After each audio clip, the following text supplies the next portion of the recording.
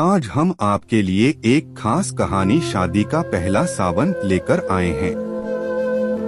हो सकता है कि यह कहानी पढ़कर आपकी आंखों में आंसू झलक पड़े। देख रहे हो रोहित, ये बारिश, इसकी बूंदें उसे बहुत पसंद थी। इन बूंदों के गिरने के साथ वो पैरों में घुंघरू बांधकर नाचा करती थी। इतनी खूबसूरत लगती थी वो कि उसके सामने मोर भी फीके पड़ जाते थे। उसे बारिश बहुत पसंद थी और आज भी पसंद होगी। आज इस बारिश के साथ उठने वाली मिट्टी की खुशबू फिर से उन दिनों में ले जाकर मुझे छोड़ आई है, जब हम बरसात के मौसम पर सड़क पर यूं ही घूमते हुए घर आते थे। ये बारिश भी बड़ी अजीब है। लोगों के लिए पानी है और मेरे लिए बरसते इश्क की कहानी है। पहाड़ी के पीछे जो वो ढाबा है जहाँ मैं चाय पीने जाता हूँ, वहाँ की चाय उसे बहुत पसंद थी। हम हर बरसात में कॉलेज से लौटते वक्त वहाँ की चाय जरूर पीते थे। चाय वैसे भी उसे बहुत पसंद थी। मई जून की दोपहरी में भी वो चाय पीना पसंद करती थी और जब मैं मना करता था तो बड़ी नजाकत से कहती थी, जनाब आपके लिए सिर्फ चाय होगी, मेरे लिए तो इश्क है। फिर मैं कहता था कि जब चाय से इश्क है तो मैं क्या हूँ? तो वो कहती थी, तुम और मैं तो एक हैं, तो मेरी पसंद तुम्हारी भी पसंद है। और ये बोलकर हंसने लगती थी। जानते हो, क्योंकि चाय मुझे कभी पसंद नहीं थी और ये बात वो जानती थी। हाँ, कभी कहा नहीं मैंने उससे, लेकिन उसे पता चल गया था। तुम्हें पता है, जिस दिन हमारी शादी तय हुई उस दिन भी ये बादल ऐसे ही जोर से बरस रहे थे। हमारे साथ इन्होंने भी उस खुशी को महसूस किया था। ये भी हमारी खुशी में मेरी नैना की तरह झूमकर नाचे थे।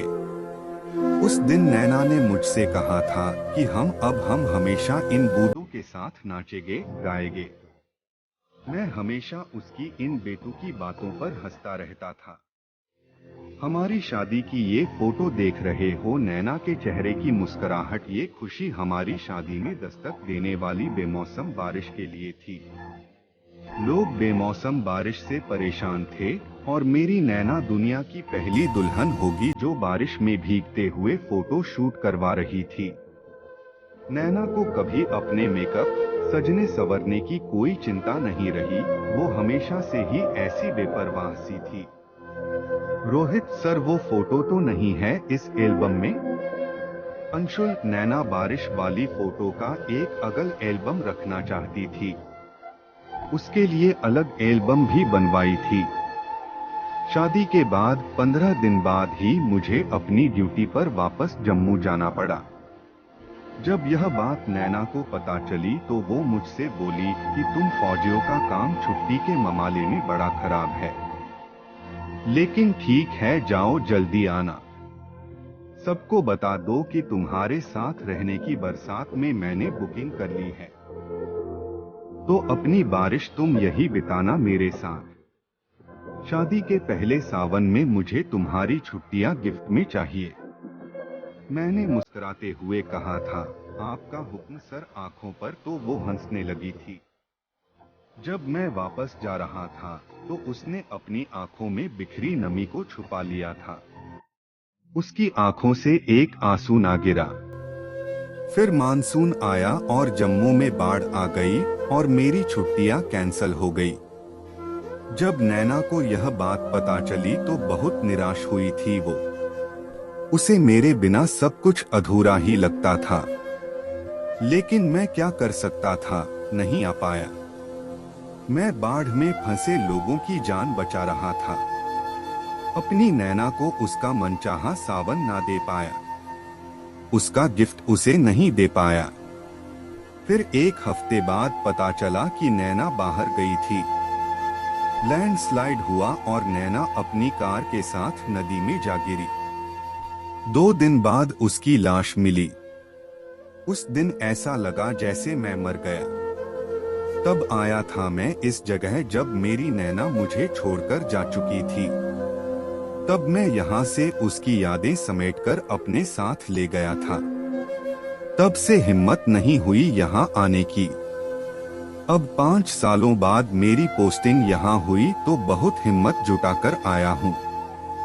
लेकिन ऐसा लग रहा है कि मेरी नैना मेरे यहाँ आने से बहुत खुश है। मैं उसका साथ महसूस कर पा रहा हूँ। जो तब नहीं कर पाया वो अब कर दिया मैंने। अपनी नैना के शादी के पहले सावन का गिफ्ट दे दिया मैंने। अब हम साथ उस पहाड़ी तक घूमने जाएंगे।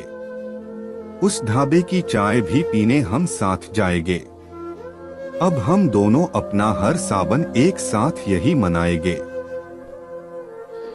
इस तरह की विशाल कहानियों का संग्रह हमारे पास उपलब्ध है।